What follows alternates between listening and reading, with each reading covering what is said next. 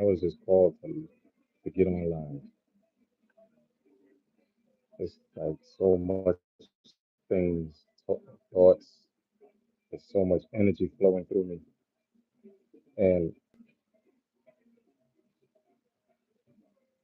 the one thing that I could say,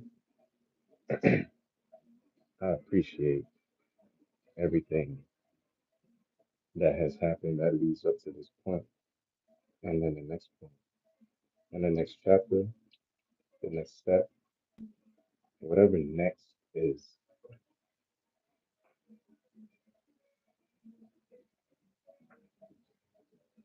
Like, I wish I wrote this stuff down because it's like it's in my mind, it's in my heart, it's in my soul,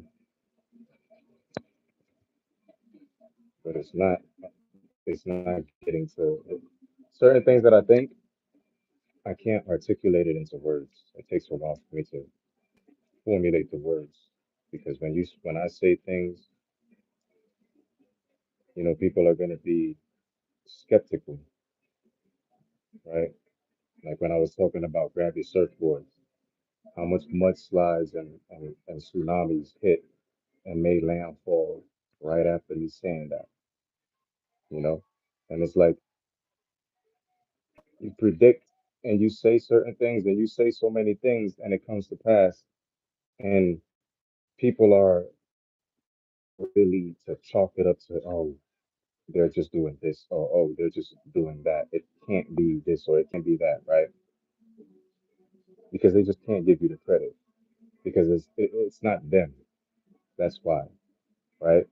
So because it's not them, they wish that it was them. So by them wishing that it was them, they wish that it wasn't you.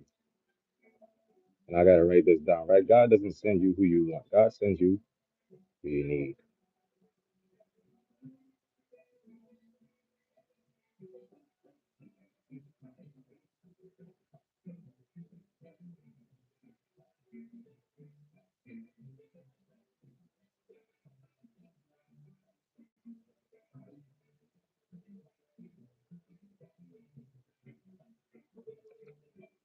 Like it's going on 6 years I've been single.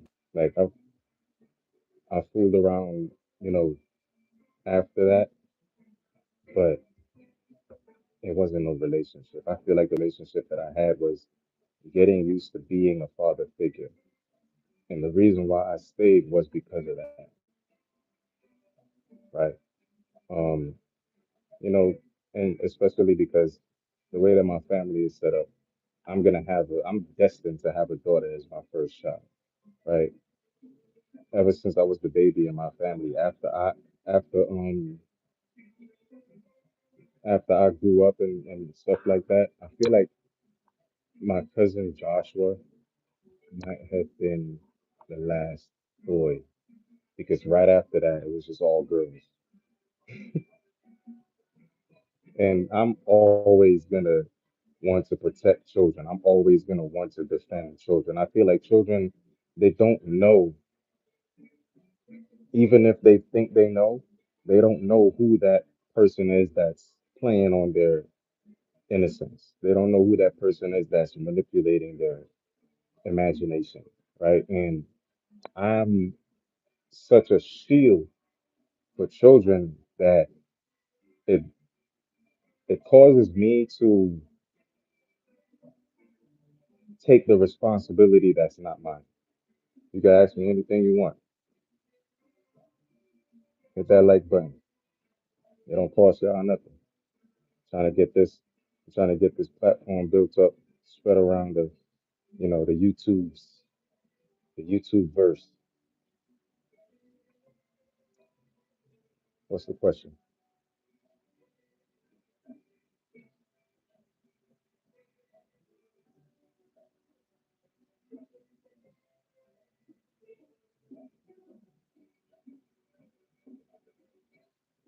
Well, as I wait for the question, anyway, when and I ain't even gonna try to get off track. When certain things happen, everything happens for a reason, right? And it takes a while for people to understand that. And as a child, children don't know when or why certain things happen. And if you don't have an explanation for it, it's easy for your mind to get carried away. Welcome in, welcome in. It's easy for your mind to get carried away. And that's why I don't teach people about the magical things that they can't see, right? A lot of people get up on here and they teach you about spiritual things that you have no idea, right? I mean, I have an idea and I know, which is why I stay away from it, right? Because where do the people work that you're speaking to and teaching all these things to? Where do they reside that you're teaching and speaking these things to? And you're teaching them real magic, even if it's spiritual, even if people don't believe it, even if they chalk it up to it's conspiracy or it's just conspiracy theories. Well, science, science is also a theory. And I read into it again today. And the bottom line, after I was done reading, it says even if it's based in fact, those facts are still subject to change. So even the facts in science is still theory because even though you plant a tree and that tree grows, that's not a fact as to how trees grow because not all trees grow just by planting a seed and letting it grow, right? Certain trees need darkness to grow. Certain trees don't shed their leaves. Certain trees shed their leaves, right? So even in science, it's a bunch of theories. And after you read it, they even tell you the facts that they use to study the theories are subject to change because it's still being studied, right? So science is always evolving because the subject that's being studied is always evolving. So if you're not evolving, if you're not mentally in a different place, if you're not psychologically and spiritually on another level, then you're ultimately in the same place that you was all those years ago, where all those things were holding you back, and you think that is this, or you think that is that, but it's not this and it's not that.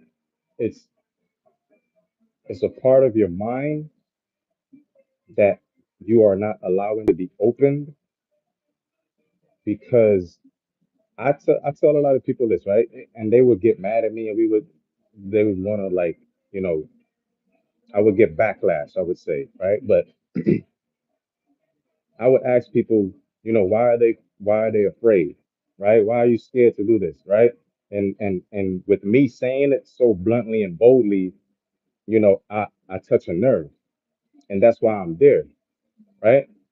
I'm the inevitable brick that's at the end of the hill. I'm not the snowball that's rolling down the hill, right? I don't roll with the punches. Like I told my district manager, you you either roll with the punches or you throw them motherfuckers, right? So being the inevitable rock at the end of the hill that transformed that snowball that everybody is caught up in, right? As soon as that shit gets to me, it gets changed, translated, and energetically synthesized and alchemized into something completely different, right? So that snowball might be a whole block of ice coming down the hill. As soon as it gets to me, it crashes and turns into snow, and now everybody can come outside and put their tongue out and get the snowflakes falling on their tongue. So that's how I feel like one thing that I've been learning during this hindrance, I would call it, right? I was feeling a little bit under the weather, and I know whenever I start feeling the way that I was feeling, I know what I need to do, right? Because, like I said, I am at all times, and at all times, I'm connected to the source, baby.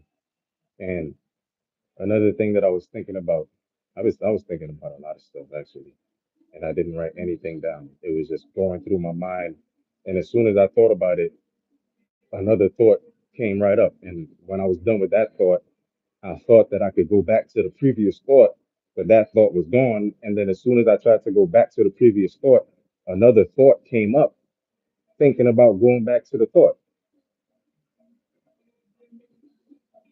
But God never sends you who you pray for.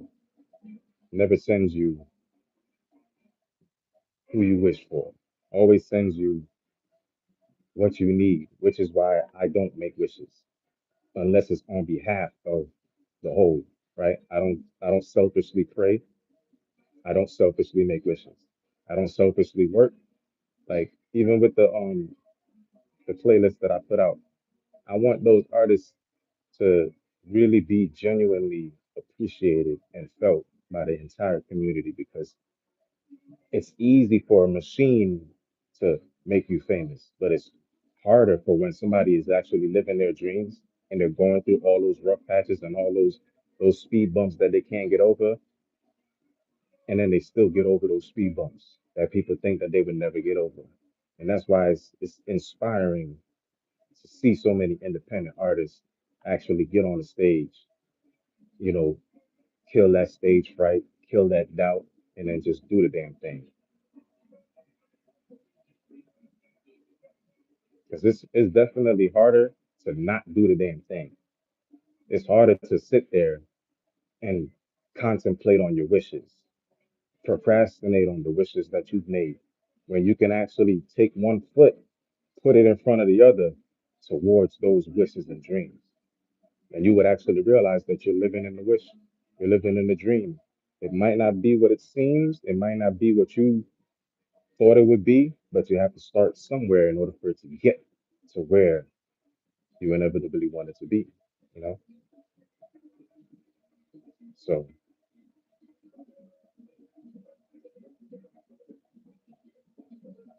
I don't want negativity and all that stuff to be prevalent when there's so much positivity. There's so much trees out there. There's so much animals, you know? Like people sit down and pray, and this is another thing that I was thinking about, right? Parents, y'all want to be forgiven by God, but y'all never want to be forgiven by your children. People want to be forgiven by God for the wrongs that they've done. But they didn't do any wrong to God. You didn't wrong God. You wronged the person next to you. You wronged your fellow neighbor. You wronged your fellow man. You wronged your fellow woman. You didn't wrong the most high. You didn't wrong Mother Universe, right? A lot of people go hunting and all this stuff like that, and then they don't even pray or bless the animal that they're hunting. They just hurry up and take pictures and mount them on the wall like a fucking stag head, you know? So you shouldn't expect to be acknowledged by the Most High or the Om of the universe without acknowledging the people that you hurt, without acknowledging the people that you wronged. You got to first acknowledge that first.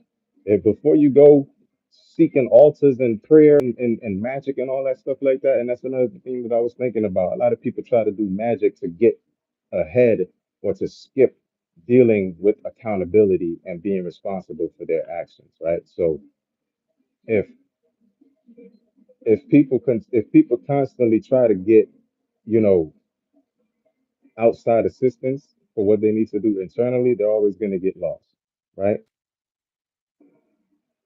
And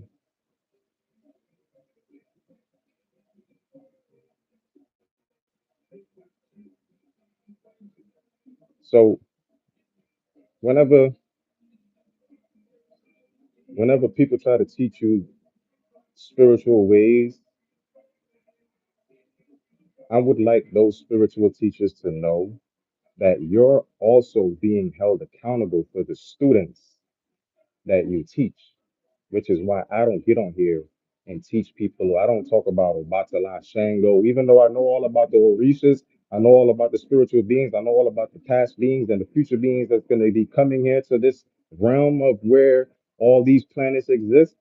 I'm not gonna be teaching or even speaking too clearly on those things because it's something that people can't see. And people in this time, in this day and age, we're supposed to be teaching you what you can really see and what you can really use, not something that can confuse you and not something that you might know is right, right? Like maybe when you come back and then all this memory that you've attained that you just now regain, all of the memory that you just now regained, and then you come back with a full a full energetic onset and understanding of all that stuff where you can walk somebody through that stuff, then maybe that's when somebody could talk about it, right? But at this point in moment in time, where the world, we're actually trying to not use and bring the old ways into the new. We're teaching every single old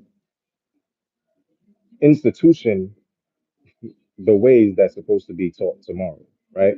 Which is why I stick to reality. I stick to things that you can really see. I stick to things that you really use, right? Reality magic is not the fucking um get the candles and the this and the that. It's stuff that deals with you, right? In order for you to even be able to go into the spirit, you got to first deal with the reality. You can't get to the spirit without dealing with the reality. And what's real is accountability has been lacking for thousands, approximately however many years that's on this calendar. That's how long accountability has been lacking. So in order for anybody to be able to work and see real fruition through spiritual works, they have to have been, you know,